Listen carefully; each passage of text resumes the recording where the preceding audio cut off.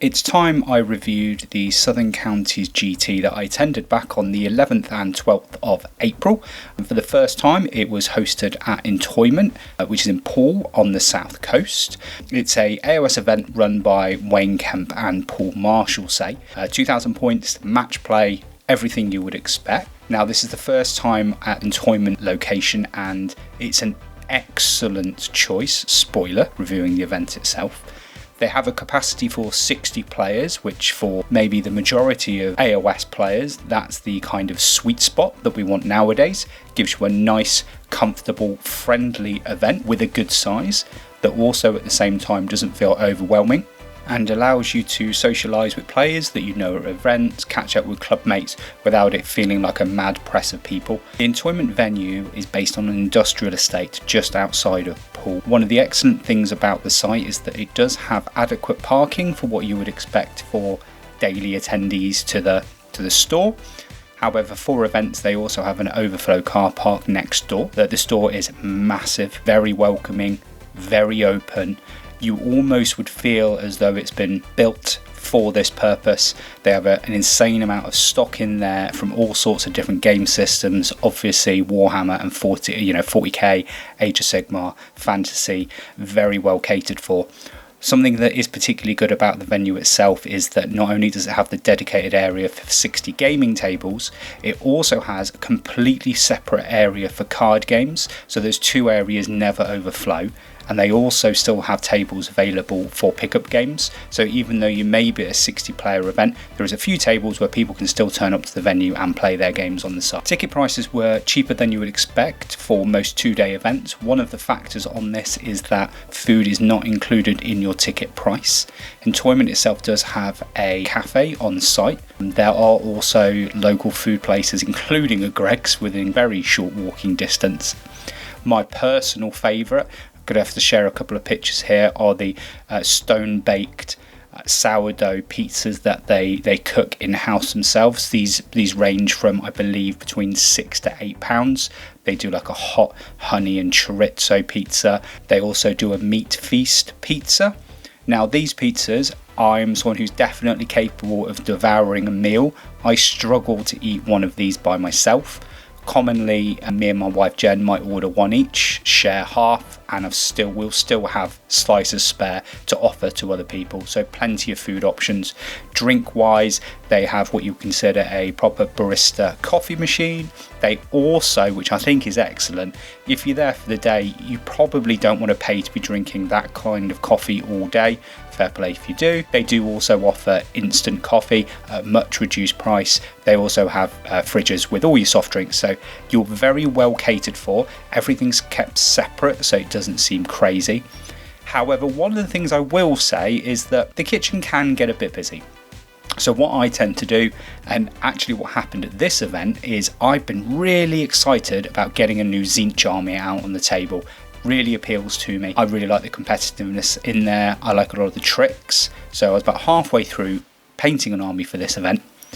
Then I realised what I wanted to do is get to the kitchen pretty early and order myself some food. So I completely threw that idea out the window and created what I call a pizza army. So for this event, I've taken a Heroes of the First Forge Stormcast army.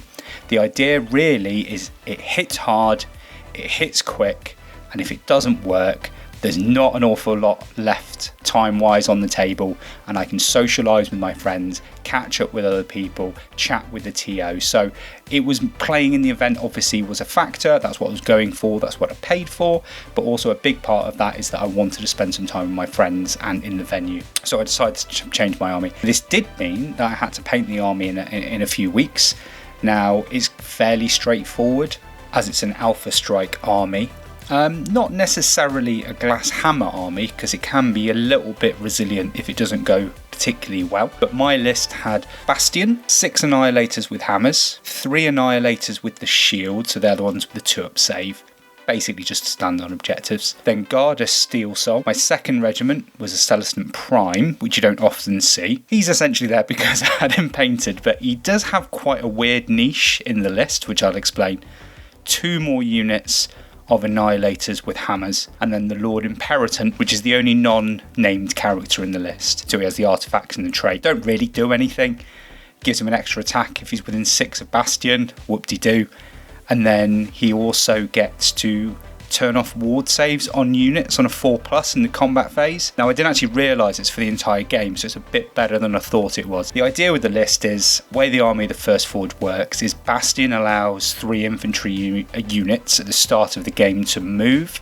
So you normally just move up Bastion, one of your other units, and interestingly the Prime actually counts as infantry, so he can also move 12 inches. Then you drop all your units from the sky, so I'm normally running up or advanced depending on how my opponent's deployed with Bastion, then dropping down Gardas, dropping down the 3 units of hammers, and the Prime's already moved 12. It can then move 12 again, so a lot of the time he's also going to be 3 inches away. What the army allows you to do with Bastion is one of those units that you bring down, you can choose to set them up wholly within 6 of Bastion. No stipulation other than not being in combat, so they actually can be 3 inches away from the enemy, which is amazing. Follow that up with Gardas, who he has a once per game burn to give units +1 to charge. Not a great range, so it can be a bit tricky, so you do tend to bubble up in this army. However, he also charges, he gives everybody wholly within 12 of 5 up ward save, which is pretty tasty. So the way games tend to go is, I think at this event I went first every single time. I ran up the board with my pre-game move,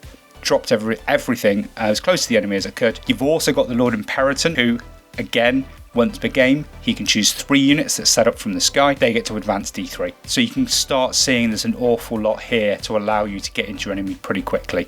Goal was get down quick, hit hard. Hopefully there's not enough left of the opponent. Finish them off, score points, win the game. The first game, I actually had a grudge against a friend of mine, Steve herself. He accepted the grudge because he didn't want to play some dickhead that he didn't know. It's arguable whether actually that ended up or not, you know, is what it is. We were playing linked ley lines. Now he had Nagash and Blood Knights. So he screened out very well with a big unit of 10 Blood Knights. Again, my games are very quick to report on because I dropped from the sky, most of the charges went in, cleared off the 10 Blood Knights, but because of the way he deployed as well, Nagash couldn't actually physically bring back that unit of Blood Knights because there was not the space on the table in order for him to set them up. So that was pretty massive. Not only did he lose the unit, then he wasn't able to replace it, and that allowed me to mop up the rest of the army. So that was a nice win, 61-34. However, going into game 2, I ended up with Alden Plows, who's basically now my nemesis. Every time we played at these southern events, he has beaten me. He was playing Lumineth Realm Lords. Each time I played him, very good army, very good player. He went turn 1 with the rune that made units within 12 -2 to charge.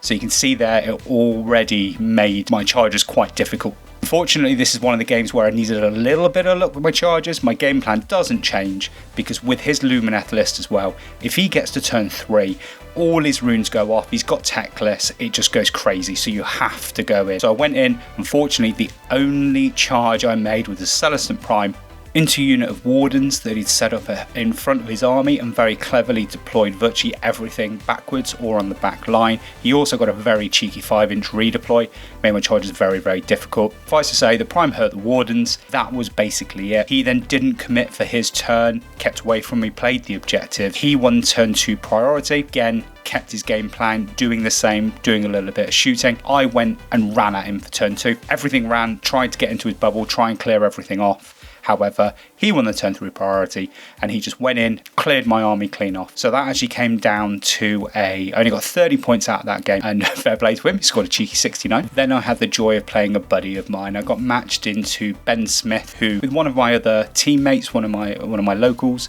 he'd taken Ironjaws, and they both decided to take exactly the same list, basically Rages and Weird Brutes in an Ironjaws list. Played Surge of Slaughter. This first drop went better. I got some of my charges in, didn't get all of them. He then managed to hit me back pretty hard, but we soon found out once we got into the grind of the combats, he just got no armor saves against my Rend 2 damage 3 hammer guys, and I was just rinsing through the Ironjaws. He could do some damage. I can get some strikes first off with the charges and things, but my innate 3-up save and my damage back, it just didn't allow him to achieve an awful lot. So it was quite a big win. I ended up getting 78 out of that, and he only ended up with 5. Then going into game 4, Creeping Corruptions versus Monty. Monty Brindle with Disciples of Tzeentch, the army that I wanted to bring. Now, Monty I've met recently because he started coming to We Host events also in the south. We have an achievement style events, and he's been to most of them, if not all of them. Now, again, this is one of those where I'm going to go in and I'm going to hit hard. He had 40 Tzaangor with the Mega Gargant Regiment of Renown, so that's an awful lot of wounds to chew through. His turn 1, he did Magical Intervention and also managed to get the -1 to hit 5+ ward save off on one of the units of Tzaangor. Didn't deter me. I dropped everything. I even teleported up the unit of 3 hammers onto a flank, and every single charge went off. I only did all my charges going off, but all my hammer units rolled the 9s they needed for the charges. What that allows them to do is choose a unit within an inch, they strike last. So all his things were striking last. I could fight without losing any models, and I killed 40 Tzaangor and the Mega Gargant. There was a little bit of chip shooting from the Celestant Prime and Bastion as well, but it was a crazy win. I think he knew and understood the situation very quickly, so it's a difficult game because people can get, unfortunately with the list, people can get a little bit salty. He didn't at all, took the loss with a smile on his face, so well done to Monty for doing that, because that was pretty horrible. I got max win, he netted 13 points. Going on to game 5, it was Roiling Roots against Charles Nolan with Mega Gargants. Now, I haven't played Charles in ages. I see him quite regularly throughout the year. The last time I played him was at Warhammer World years ago, and it was actually at a campaign weekend, and it was one of the only games I lost. I was running my Flesh Eater Court back then. That was when they were particularly good, and we had a blinding game and we didn't understand what was going on, but he just managed to smash me off the table. Fortunately for him, this time it was very much similar as to what happened with Monty.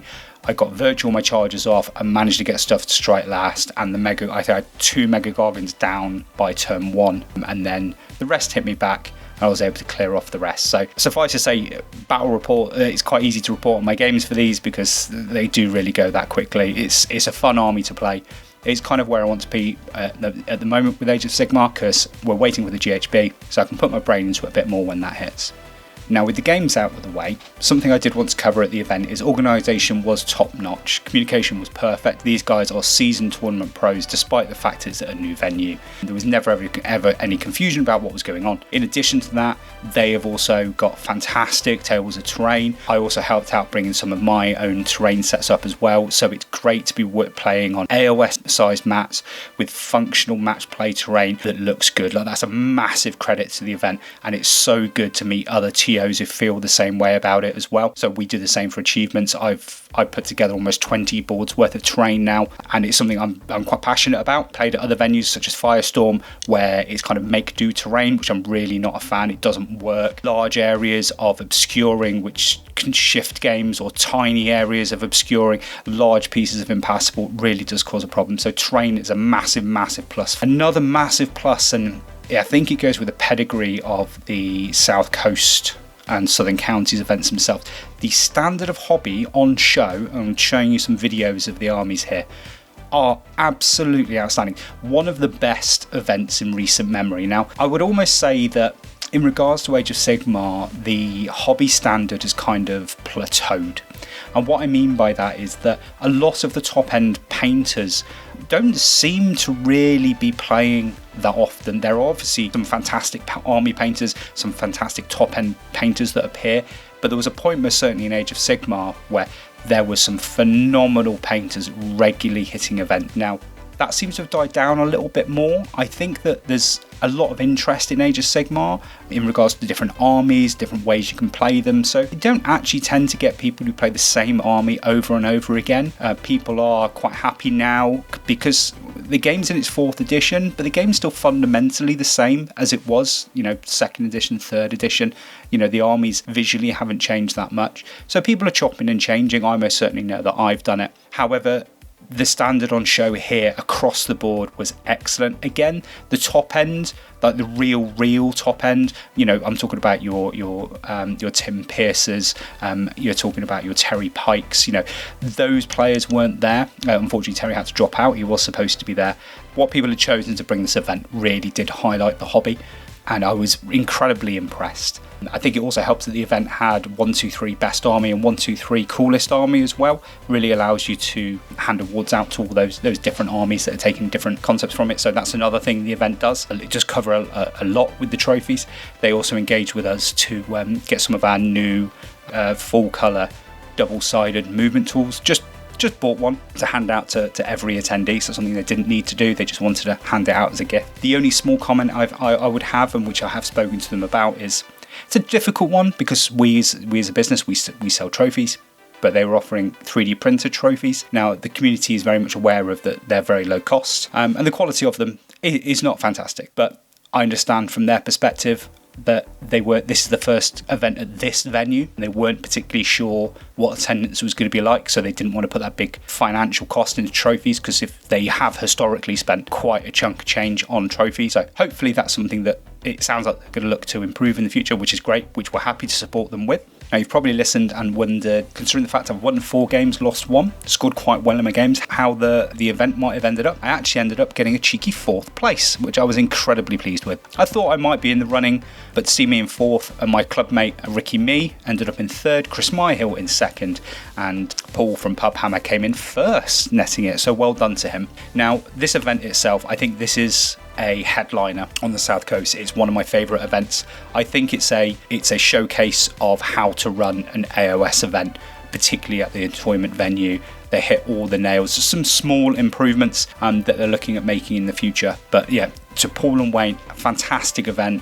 You know, looking at 8, 9 out of 10 as far as I'm concerned. There was only a few minor improvements. I know that they are looking at running the event again next year. All credit to them for continuing to run these fantastic events. And you can most certainly say that me and hopefully Jen will be there next year. And fingers crossed, I might end up with a better than 4th place. So thanks for listening, and I'll catch you on the next one.